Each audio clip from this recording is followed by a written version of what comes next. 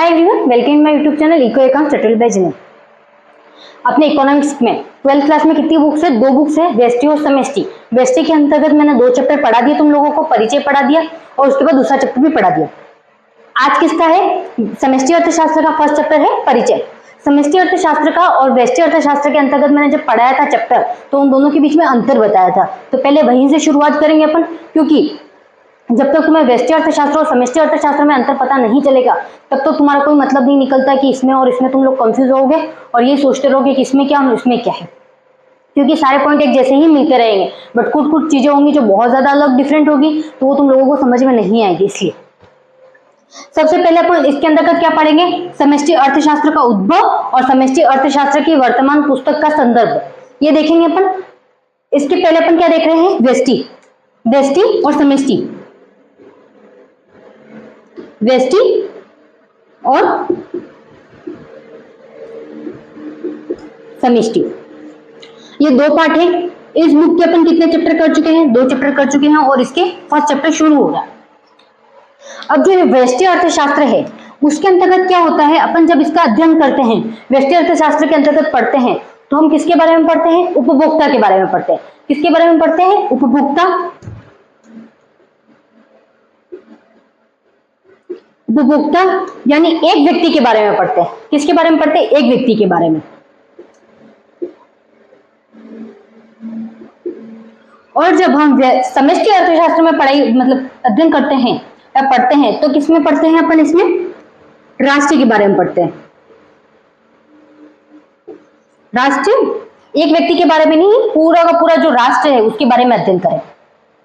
इसका अर्थ यह है कि यहाँ पर जो कीमतों का प्रभाव होगा, जो पूर्ति होगी बाजारों में, बाजारों की स्थिति होगी, उसका सबका प्रभाव किस पर पड़ेगा? यहाँ पर एक व्यक्ति पर पड़ने वाला है, एक व्यक्ति की स्थिति पर पड़ने वाला है, एक व्यक्ति की आर्थिक स्थिति पर पड़ने वाला है। बट अब जब यहाँ पर देखेंगे अपन, तो पूरी की पूरी राष्ट्रीय मतलब पूरे भारत पर पड़ने वाला इफेक्ट। अगर किसी चीज में कोई कमी आती है, किसी चीज में कोई बढ़ोतरी होती है, तो पूरा का पूरा इफेक्ट किसके अंतर्गत पड़ेगा? भारत के अंतर्गत पड़ेगा। भारत के अंतर्गत पूरा का पूरा राष्ट्र के अंदर पड़ा तो वो कौन सा कहलाएगा? समष्टि अर्थशास्त्र। और वही व्यष्टि अर्थशास्त्र में एक उपभोक्ता पर पड़ा तो क्या कहलाएगा? व्यष्टि अर्थशास्त्र। इतना समझ गए? अब जब ये राष्ट्र का अपन अध्ययन करते हैं तो उसके अंतर्गत क्या आता है? जैसे कुल जनसंख्या है, तो कुल जनसंख्या पर कितना प्रभाव पड़ा वो देखेंगे अपन। जो अपने कुछ अमाउंट है, जैसे अपने खाद्य पदार्थ है, खाद्य पदार्थ में अगर किसी चीज में वृद्धि होती है, किसी चीज में कमी होती है, तो उसका प्रभाव क्या पड़ेगा? क्योंकि वो भी सब पर पड़ेगा, ऐसा जरूरी नहीं है कि अपने एक पर ही पड़े। अपन जब भी वस्तु का उत्पादन करते हैं तो एक वस्तु को एक व्यक्ति को ध्यान में रखकर नहीं किया जाता, एक व्यक्ति को ध्यान में रखकर नहीं किया जाता।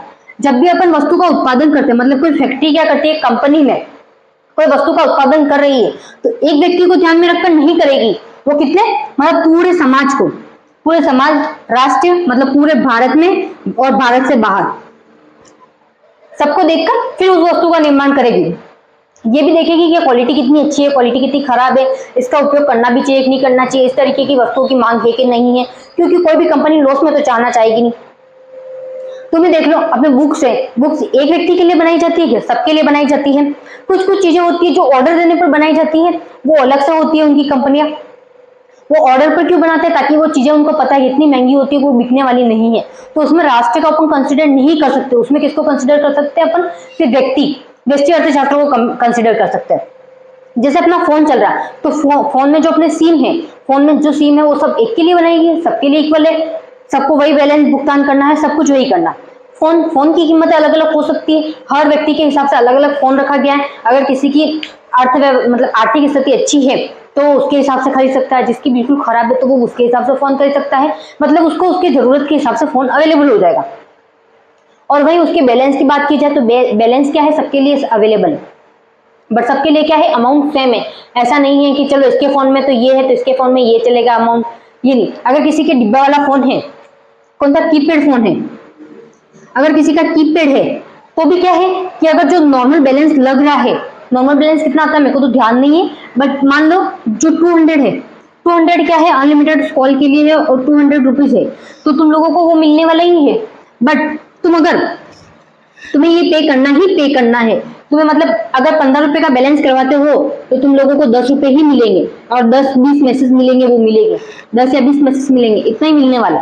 और तुम जब स्मार्टफोन हो और 4G 5G का बैलेंस करवाते हो, तब क्या होगा, तुम जो बैलेंस करवाओगे उस सबके लिए कीमत क्या है, समान है।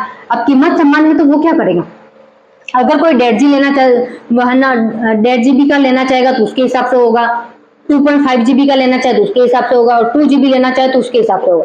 सबका अमाउंट अलग अलग होगा, होगा या नहीं होगा, सबका अमाउंट अलग अलग। तो इसका अमाउंट अलग अलग क्या है, क्यों है, और सबका अलग अलग अमाउंट है, पर किसको ध्यान में रखकर लिया गया ये सारा अमाउंट, इन सब का क्या होगा, अमाउंट भी अलग अलग होगा।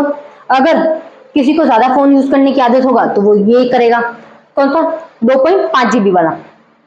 कोई बहुत कम फोन यूज करता होगा तो वो 1.5 GB वाला करेगा, और अभी तो अनलिमिटेड है तो वो 1.5 GB वाले में ही करके क्या कर सकता है, अच्छे से सुविधा अचीव कर सकता है। तो उसको बैलेंस की भी जरूरत नहीं होगी, अनलिमिटेड चलता रहेगा उसका। तो वो ये सोच के करेगा या नहीं करेगा बैलेंस, उसी सोच के करेगा, उसी के आधार पर क्या होगा। या तो फिर एक ही फैमिली में ज्यादा फोन है, मतलब एक फैमिली में अगर कोई किसी की ज्वाइंट फैमिली है तो 20 से 25 लोग साथ में रहते हैं, या फिर 10 लोग साथ में रहते हैं, तो वहाँ पे वाईफाई की सुविधा है, वाईफाई में जितना लोग यूज करते हैं उसके हिसाब से पैसे आ जाते हैं, तो वो पे करने होते हैं। बट यहाँ पर क्या हो गया, ये सब किसको देख के किया जा रहा है, मतलब सब व्यक्ति उसको चुका पाएंगे कि नहीं चुका पाएंगे। अब देख लो, जैसे अभी अमाउंट बदले, चेंज हुए, अमाउंट ज्यादा हुए, 5% क्या हुई, वृद्धि हुई उनमें। तो जो एयरटेल का था, एयरटेल का पहले जितना था उतना कितना हो गया, किसका हो गया, जियो का हो गया, और जियो एयरटेल का जियो से भी ज्यादा हो गया, 100 रुपए बढ़ गए। अब यही देख लो, उसके बाद इसकी वजह से जियो से भी लोग कहाँ चले गए, BSNL में चले गए, क्यों, वहां पर अमाउंट कम। तो वो लोग अपने हिसाब से, सुविधाओं के हिसाब से सोचते हैं कि हमें कहाँ कहाँ जाना है, तो उसके हिसाब से सिम चेंज करते रहते हैं और चले जाते हैं वहां पर।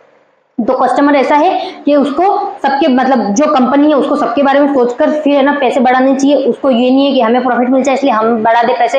अगर वो प्रॉफिट के हिसाब से पैसे बढ़ा भी देता है तो उससे क्या होगा, उपभोक्ता जो है वो अपनी सुविधा के हिसाब से दूसरे में चले जाएंगे, तो उससे क्या होगा, अपन को ही लॉस होने वाला है। तो इसके अंतर्गत ये देखा जाता है, और समष्टि के अंतर्गत क्या, पूरे विश्व को देखा जाता है, मतलब उनको कितना प्रॉफिट हो रहा है उसके हिसाब से, वो व्यक्तिगत प्रॉफिट है, वो जो हो रहा है वो कौन सा प्रॉफिट हो रहा है, व्यक्तिगत। बट वो जो यूज हो रहा है वो क्या हो रहा है, जो यूज हो रहा है, मतलब जो बैलेंस वगैरह ये सब यूज हो रहे हैं, इनकी जो सुविधा है वो यूज हो रही है, वो किसके द्वारा हो रही है, पूरे राष्ट्र द्वारा, मतलब पूरे भारत द्वारा यूज हो रही है। इतना समझ में आ गया। अब अपन जो समष्टि अर्थशास्त्र है उसके बारे में अध्ययन करेंगे।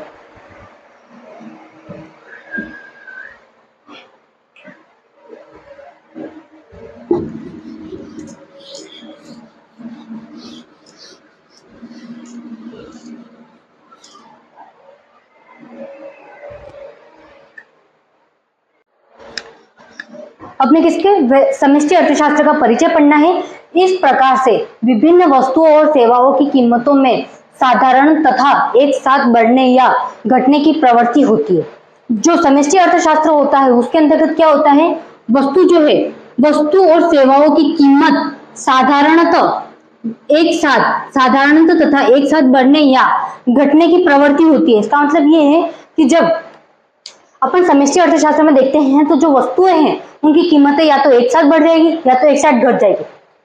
जैसे कि अभी गोल्ड की चल रही है, अब गोल्ड की रेटें कम हो या ज्यादा हो तो उसका इफेक्ट किस पर पड़ेगा, सब पर पड़ने वाला है। अगर कम होगी तो लोग ज्यादा से ज्यादा खरीदेंगे, और बढ़ेगी तो लोग कम खरीदेंगे।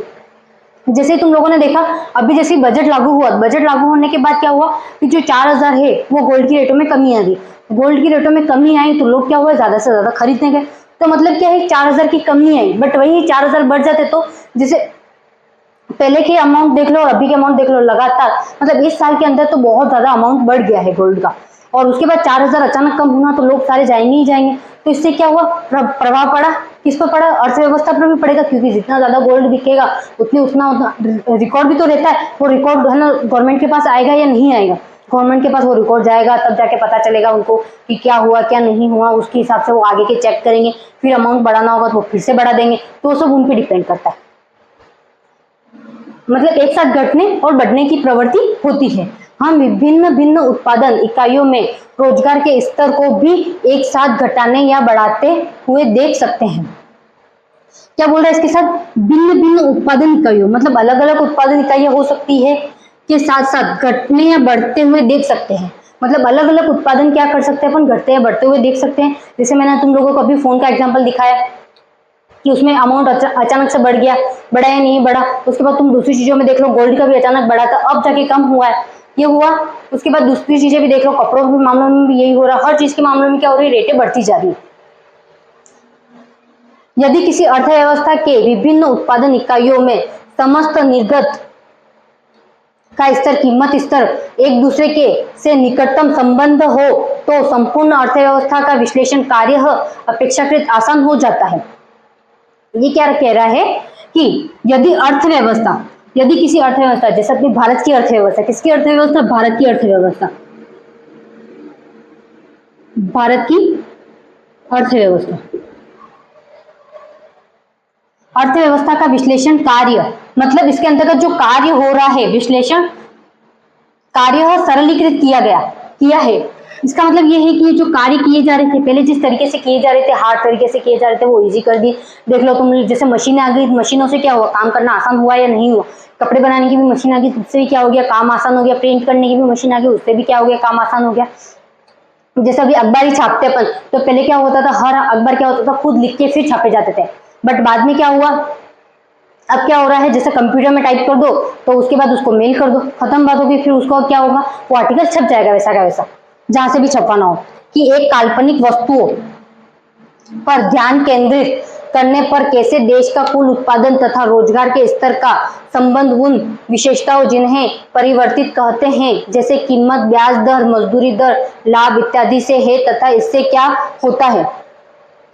इसका मतलब ये है काल्पनिक वस्तुएं, कौन सी, काल्पनिक वस्तुओं पर ध्यान केंद्रित करना। काल्पनिक वस्तु मतलब ऐसी वस्तु जो अपने अंदर बनी हुई है। किस तरीके से, अपन इस तरीके को, तुम लोग जैसे कपड़े पहनते हो तो तुम लोग सोचते हो कभी कहीं जाना होता है तो नहीं, हाँ हम ये ड्रेस पहनेंगे, इसके बाद हम ऐसे दिखेंगे, मतलब रात को इमेज करते हो कि नहीं हम तो ऐसे दिखेंगे। अगर हमारे पास फोन आ जाएगा तो हम ऐसे फोटोज खींचेंगे। ये क्या है, सब आपकी काल्पनिक है, काल्पनिक चीजें हैं, आपके साथ फोन नहीं रही है, सिर्फ आप कल्पना कर रहे हो।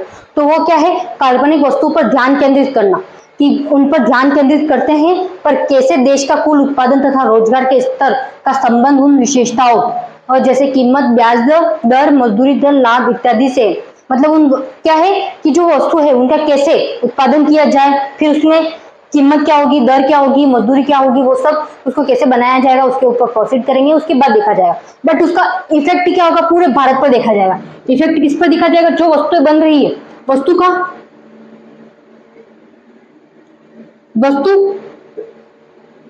का जो प्रभाव है वह पूरे भारत के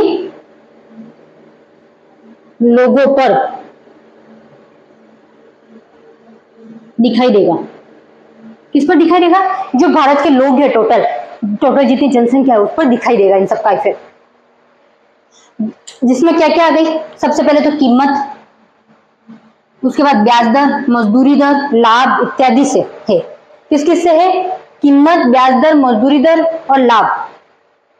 उसके बाद क्या है अगला, उसी तरह जैसे कि कीमतें बढ़ती है जिससे मुद्रास्फीति कहा जाता है, या रोजगार तथा उत्पादन स्तर गिरते जाते हैं जिसे मंदी कहा जाता है।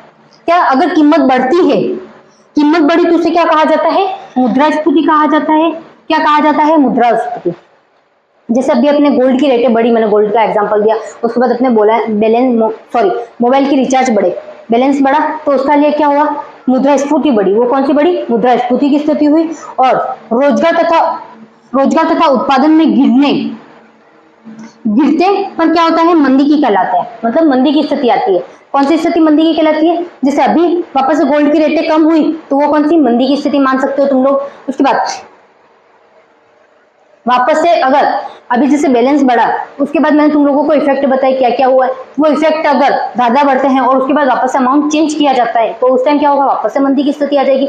और खाने पीने की चीजों से ज्यादा होता है, ये तो मैंने तुम लोगों को एग्जाम्पल बताया। इस परिवर्तन के संचालन की सामान्य दिशा सभी व्यक्तियों, वस्तुओं के लिए सामान्य उसी प्रकार की होती है जैसे कुल मिलाकर अर्थव्यवस्था के लिए समस्त रूप से दिखलाई पड़ती है।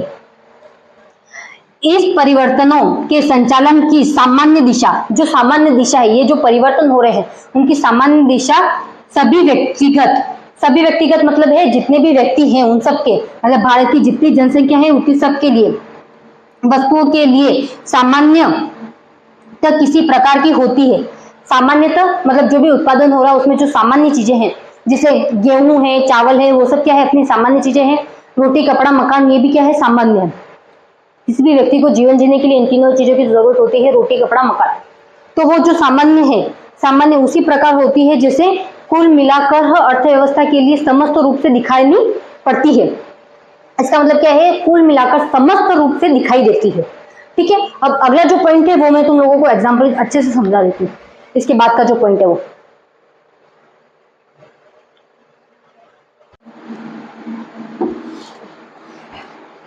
कितने पॉइंट हो गए, 6 पॉइंट हो चुके अपने।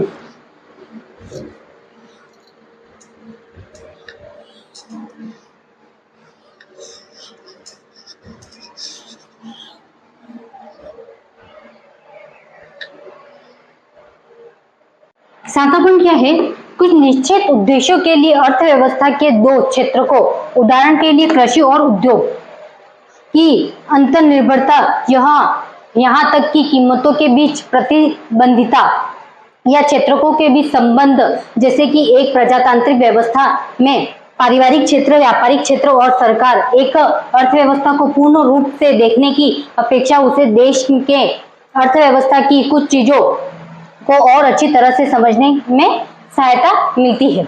इसका अर्थ क्या है, किसी निश्चित उद्देश्य, मतलब क्या है, कोई भी, या तो कृषि है और उद्योग। कृषि है ना, हर मौसम में अलग अलग की जाती है। हर मौसम में क्या की जाती है, अलग अलग फसलें उगाई जाती है।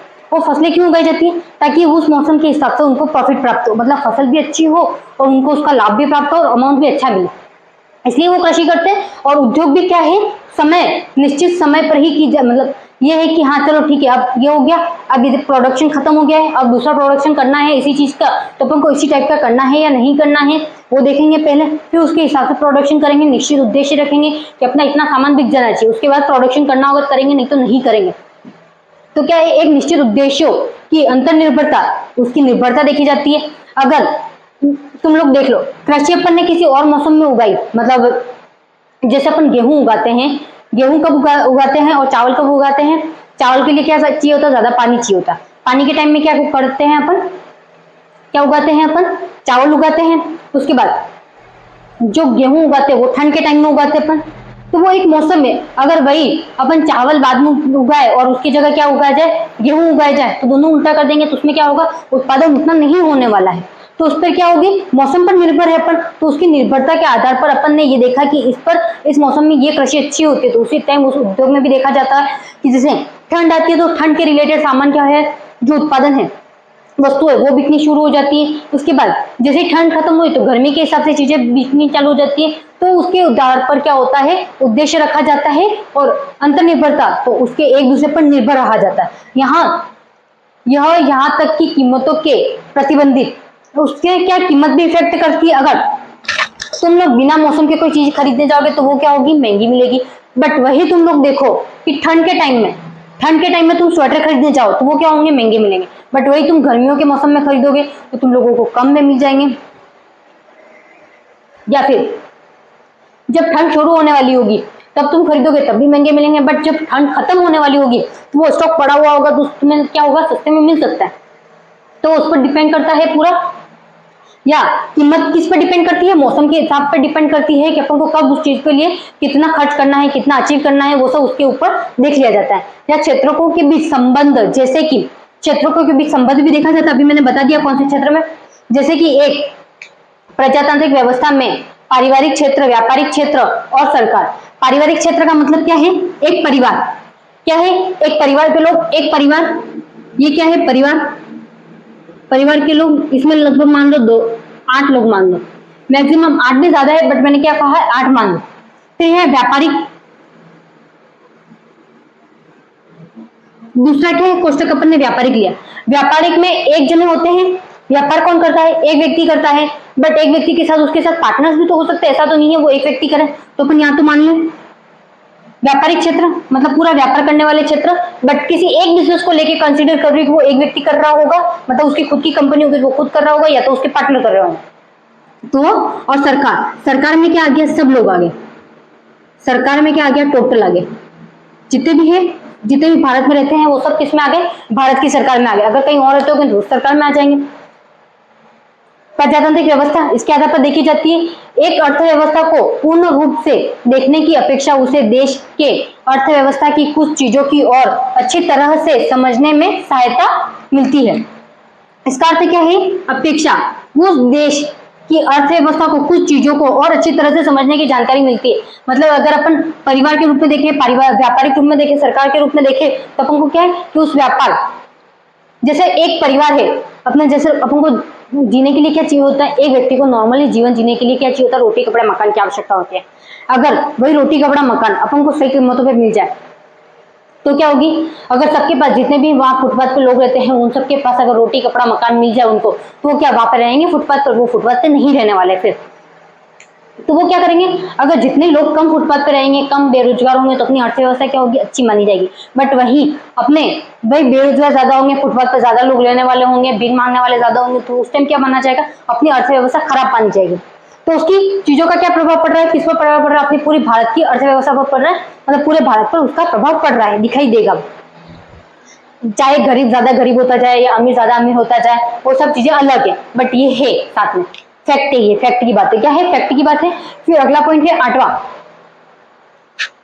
व्यष्टि अर्थशास्त्र में आपको व्यक्तित्व, आर्थिक एजेंट और प्रेरणाओं जिसमें वे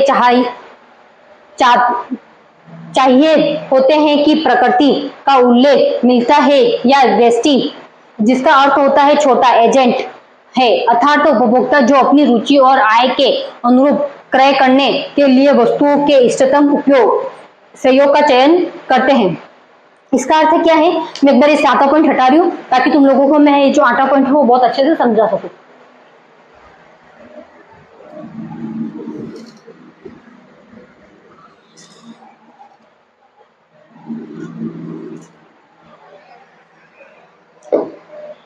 ये जो 8वां पॉइंट है इसमें क्या कहा जा रहा है, व्यष्टि अर्थशास्त्र। मैंने तुम लोगों को अभी बताया था व्यष्टि अर्थशास्त्र। व्यष्टि अर्थशास्त्र में अपन किसको देखते हैं, व्यक्ति को देखते हैं। किसको देखते हैं, व्यक्ति, मतलब जो व्यक्ति उत्पादन कर रहा है, व्यक्ति उपयोग कर रहा है, उसको देखे जाएंगे। किसको देखेंगे, व्यक्ति को देखेंगे। फिर उसमें क्या बोल रहा है, व्यक्ति आर्थिक एजेंट है। व्यक्ति क्या है, आर्थिक एजेंट है। मतलब क्या है, व्यक्ति क्या है, एक एक व्यक्ति से मिलकर ही क्या बनता है, पूरा राष्ट्र बनता है, सारे लोग तभी मिले जाते हैं। अब सबकी कंसीडर की जाती है कि नहीं की जाती, आय कंसीडर की जाएगी, रोजगार कंसीडर की जाएगी, उसमें जो व्यक्ति काम करना चाहते हैं और जो काम नहीं करना चाहते उसके हिसाब से रोजगार देखा जाएगा, ये सब देखा जाएगा। फिर अर्थव्यवस्था पर देखा जाएगा, फिर अर्थव्यवस्था की गणना की जाएगी, कितनी अच्छी है, कितनी सुधरी, कितनी खराब हुई, ये प्रतिशत में अपन निकाल सकते हैं बाद में। और प्रेरणाओं जिसमें चाहिए, क्या है, प्रेरणा कि इस व्यक्ति को क्या चाहिए, क्या चाहिए, क्या चाहिए, उसको कितना चाहिए, क्या चाहिए, कितना चाहिए, और पैसे उसकी अर्थव्यवस्था है कि नहीं है, वो तीनों की तीनों चीजें देखी जाएगी। जब उसको पहले तो वो क्या करेगा, अगर उसको पता है कि उसके पास पैसे हैं तो वो क्या करेगा, या फिर उसको पता है कि ये चाहिए बट उसके पास पैसे ही नहीं है तो खरीद सकता है नहीं। कितना चाहिए वो भी उसको पता होना चाहिए, ऐसा नहीं कि उसी चीज का पूरा स्टॉक भर दे और उस चीज का कोई मतलब ही नहीं है, और जिसको उसका यूज हो उसको वो चीज मिले ही नहीं। और पैसे भी उसके पास होने चाहिए, उसको चुकाने के लिए होने ही चाहिए उनके पास पैसे। की प्रकृति का उल्लेख मिलता है, जिसकी इन प्रकृतियों का उल्लेख मिलता है, इसी के आधार पर क्या है, सारी चीजों का उत्पादन होता है। एक बाजार होता है, बाजार के अंतर्गत क्या होता है, जैसे ये बाजार है, बाजार में एक व्यक्ति के आधार पर सामान नहीं बनाया जाता। किसके आधार पर बनाया जाता है, सभी व्यक्तियों के आधार पर बनाया जाता है। बट पहले तो एक व्यक्ति की जरूरत देखी जाती है, एक व्यक्ति कितना उपभोग कर सकता है, उसके आधार पर बाजार में क्या किया जाता है, उतनी वस्तुएं उत्पादित की जाती है। एक व्यक्ति मैक्सिमम इतने किलो, जैसे एक व्यक्ति के लिए कितने गेहूं चाहिए, एक महीने में, एक मंथ में चाहिए उनको, मान लो 10 किलो चाहिए, कितनी चाहिए, 10 kg चाहिए। तो वही दूसरे व्यक्तियों के आधार पर भी देखा जाएगा, एक व्यक्ति को अगर 10 किलो चाहिए तो ऐसे 50 व्यक्ति होंगे, किसके आधार पर होगा, तो सब क्या है, एक व्यक्ति को कंसीडर करके फिर उसके आधार पर पूरे राष्ट्र को देखा जाता है। अर्थात व्यष्टि जिसका अर्थ हो छोटा होता है, व्यष्टि का अर्थ क्या होता है, छोटा रूप होता है, और समष्टि का रूप क्या होता है, बड़ा होता है, विस्तृत होता है। अर्थात एजेंट उपभोक्ता जो अपनी रुचि और आय के अनुरूप क्रय करने के लिए वस्तुओं के इष्टतम सहयोग का चयन करते हैं। इसका मतलब क्या है, जो व्यक्ति है वो ये चीज देखेगा कि मुझे सबसे ज्यादा संतुष्टि किस चीज से मिल रही है, वो उस चीज को खरीदने की कोशिश करेगा। वो ऐसा नहीं करेगा कि वो किसी भी चीज को खरीद ले। अगर उसका अमाउंट कम है, उसके पास उसकी क्या है आय कम है, तो वो उसके हिसाब से चीजें खरीदेगा। वो चावल भी क्या करेगा, सस्ती क्वालिटी के खरीदेगा। बट उसकी आय अच्छी हो तो वो कौन सी अच्छी क्वालिटी के यूज करेगा चावल। तो उसके आधार पर क्या होगा, उसके इष्टतम बिंदु, उसको पता है कि मुझे इतने चावल चाहिए, मेरा इतना, जैसे मेरी इनकम 50,000 है, उसकी इनकम कितनी है 50,000 है मंथली, तो उस हिसाब से सामान खरीदेगा। और जिसकी 10,000 है उसका घर भी तो चल रहा है, ऐसा तो है नहीं उसका घर नहीं चल रहा है। बट वो जो क्वालिटी है उनकी क्या है, जो संतुष्टि बिंदु है, इनका कम है इनका ज्यादा है, और संतुष्टि बिंदु जिसके आधार पर वो सामान खरीद रहे हैं वो भी क्या है कम क्वालिटी का। मतलब जो पैसे हैं वो सारी कम क्वालिटी की चीजों के हैं, जो सामान ले रहे हैं वो किसकी कम क्वालिटी का ले रहे हैं। और इनके पास क्या है, हर चीज थोड़ी सी अच्छी क्वालिटी है। बट वही 5 लाख की वाले आ जाए तो इंसान, तो उसका क्या होगा, अच्छी क्वालिटी का होगा, उसका सामान ज्यादा अच्छी क्वालिटी का होगा। उससे ज्यादा कीमती आ जाए, जिसके पास पैसे ज्यादा हो, जिसकी इनकम ज्यादा, उसकी और अच्छी क्वालिटी होगी। तो उस पर डिपेंड करता है कि वो एक व्यक्ति के आधार पर देखा जाता है, और उसी की संतुष्टि के आधार पर वो क्या करता है, सामान खरीदता है। उसी के आधार पर पूरी अर्थव्यवस्था डिपेंड करती है। अब समष्टि, लास्ट पॉइंट है, समष्टि अर्थशास्त्र में निर्णयकर्ता अथवा आर्थिक भूमिका अदा करने वाले कौन होते हैं। समष्टि अर्थशास्त्र नीतियों का अनुपालन राज्य स्वयं और अथवा वैधानिक निकाय जैसे भारतीय रिजर्व बैंक, भारतीय प्रतिभूति और विनिमय बोर्ड और इसी प्रकार की संस्था से करते हैं। इसका मतलब क्या है, समष्टि अर्थशास्त्र में जो निर्णय लिए जाते हैं, जो निर्णय लिया गया, मतलब इसमें क्या है, जो निर्णय लिया जा रहा है वो सभी के आधार पर लिया जा रहा है, आर्थिक भूमिका अदा करते हैं। जो निर्णय लेने में है वो क्या है, आर्थिक भूमिका अदा कर रहे हैं। कौन सी भूमिका अदा कर रहे हैं, आर्थिक भूमिका। कौन होते हैं, कौन होते हैं, जो सरकार के मेन व्यक्ति बैठे हुए हैं। जैसे जनगणना करेंगे तो एक व्यक्ति जनगणना करने नहीं जाएगा, जनगणना में सभी व्यक्तियों को पता चलेगा, बट वो जो इंफॉर्मेशन आएगी वो एक के पास आएगी सारी की सारी।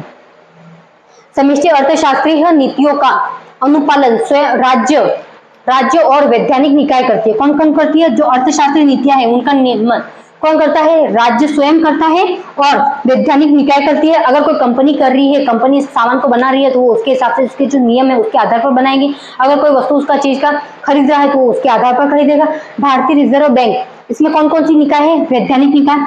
भारतीय रिजर्व बैंक नोट छापती है तो सबके आधार पर छापती है, एक के आधार पर नहीं छापती। फिर है भारतीय प्रतिभूतियां क्या है, जो अपने अमाउंट है, तो गोल्ड है। उसके बाद विनिमय बोर्ड, इसी प्रकार की संस्थाएं आती है, विनिमय बोर्ड, ये सारी संस्थाएं आती है। तुम लोगों ने स्क्रीनशॉट तो पहले ही ले लिया होगा। तो जो आज का परिचय है वो खत्म हो गया। अब अपना कौन सा टॉपिक होगा, समष्टि अर्थशास्त्र का उद्भव। वो अपन कब पढ़ेंगे, कल पढ़ेंगे। और अभी कुछ समझ में नहीं आया तो मेरे को बता देना, मैं तुम लोगों को समझा दूंगी वापस से। ठीक है, ओके बाय।